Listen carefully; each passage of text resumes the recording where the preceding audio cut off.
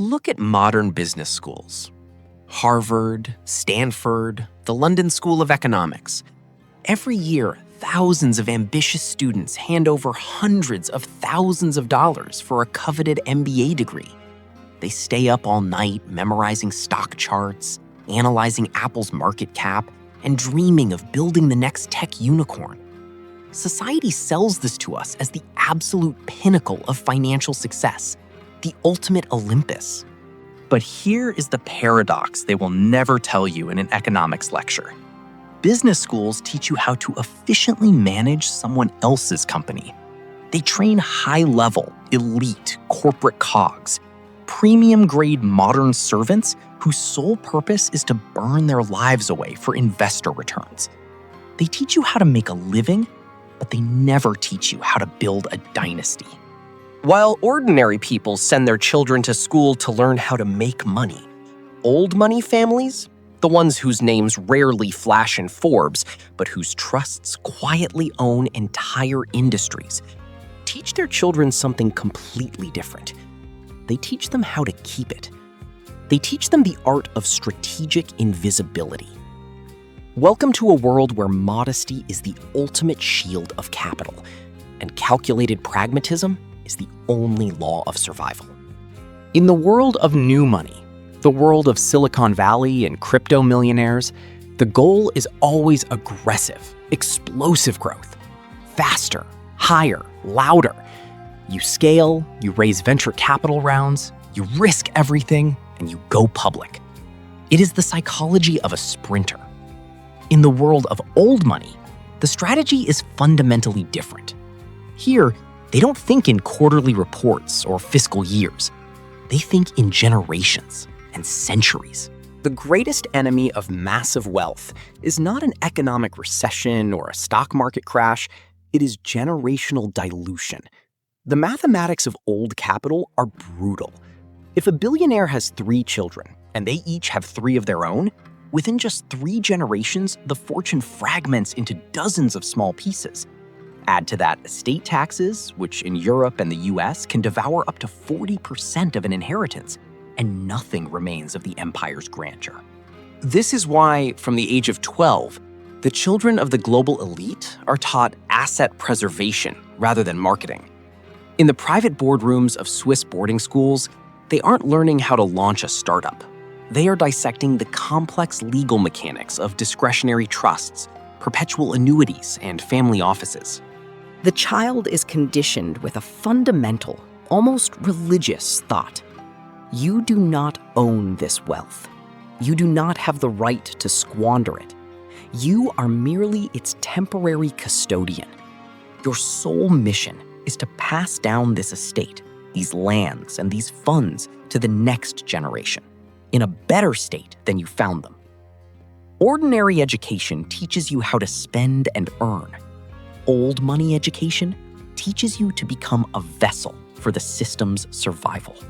The second lesson taught behind closed estate doors is the cultivation of a psychological immunity to wealth, or more accurately, an allergy to luxury.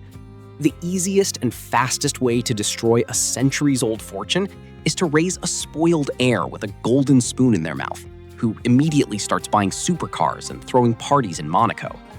To prevent this, the children of multi-billionaires are often intentionally raised in conditions that an ordinary person would find surprisingly Spartan.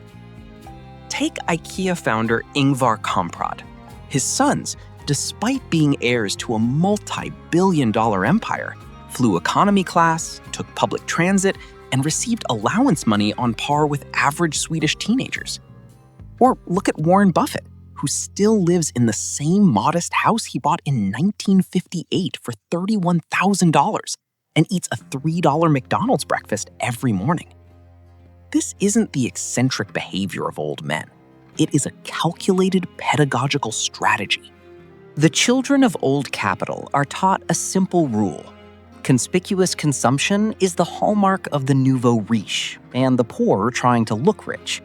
Flashy logos, loud brands, heavy gold chains, and endless Instagram stories are markers of low status.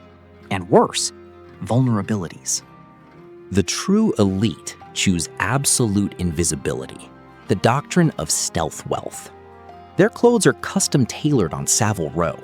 They feature no logos whatsoever, yet the fabric costs more than an average person's entire wardrobe. They are taught, if everyone knows about your wealth, you become a target for litigators, tax authorities, extortionists, and politicians. Silence is the only safe form of existence for big money. But perhaps the most ruthless and cynical lesson of all concerns human relationships. In business schools, you are taught how to negotiate with tough investors, labor unions, and competitors. In closed family clans, you are taught how to negotiate within the family. And these negotiations are far more merciless. Global wealth statistics are unforgiving. Over 80% of great business empires were not destroyed by bad investments or market bankruptcies. They burned to the ground inside courtrooms. Inheritance wars between siblings, high-profile divorces, and deep-seated family grudges incinerate billions faster than any stock market crash. This is why old money children are trained from infancy in a state of clinical emotional detachment. Love in elite families is a luxury they cannot always afford. The contract supersedes the emotion. While ordinary people believe in romantic fairy tales, in the world of old capital, family constitutions and prenuptial agreements are drafted long before the heirs even understand the concept of first love. A wedding in these circles is not merely a celebration of two hearts. It is a strategic merger of capital, or at the very least, a masterclass in legal risk mitigation. If a future spouse does not pass the audit of the family lawyers, the marriage simply does not happen. Or the heir is entirely severed from the trust fund. It is pure, unadulterated pragmatism.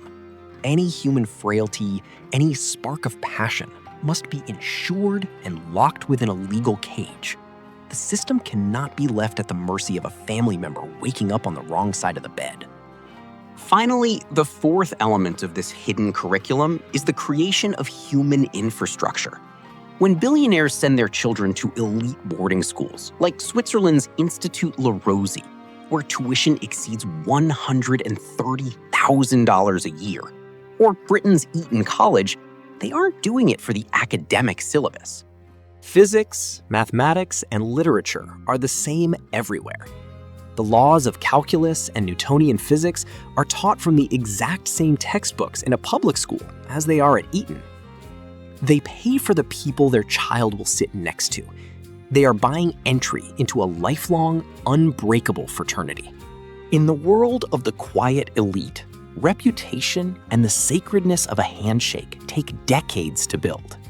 If you betray a member of your circle, your path to high society is permanently blocked, no matter how many zeros are in your bank account. Children are taught early.